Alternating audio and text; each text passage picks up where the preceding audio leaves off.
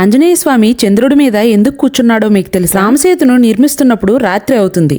ఈ రోజుకి మనం ఇక్కడే విశ్రాంతి తీసుకుందాం అని రాముడు వానర సైన్యంతో చెప్తాడు. ఇలాంటి ఇసుక నేల మీద రాముడు ఎలా విశ్రాంతి తీసుకుంటారు అని హనుమంతుడు ఒక చిన్న పూరి గుడిసెను నిర్మిస్తాడు. ఇంతలో అక్కడికి లక్ష్మణుడు వచ్చి, అన్నకి సేవలు నేను మాత్రమే చేస్తాను అని చెప్తాడు. హనుమంతుడు నేను కూడా చేస్తాను అని చెప్తాడు. ఇంతలో రాముడు అక్కడికి వచ్చి, హనుమా, లక్ష్మణుడికి ఈ పని చెయ్యనివ్వు, నీకు ఇంకో ముఖ్యమైన బాధ్యత ఇస్తాను అని చెప్తాడు. ఇక నుండి రాత్రిపూట నన్ను, మన వానర సైన్యాన్ని నువ్వే కాపలాగా ఉండి రక్షించు అని చెప్తాడు. హనుమంతుడు ఆ బాధ్యతకు ఎంతగానో సంతోషిస్తాడు. హనుమంతుడు కాపలా కాస్తున్నప్పుడు సగం వానర సైన్యం మాత్రమే కనిపిస్తుంది.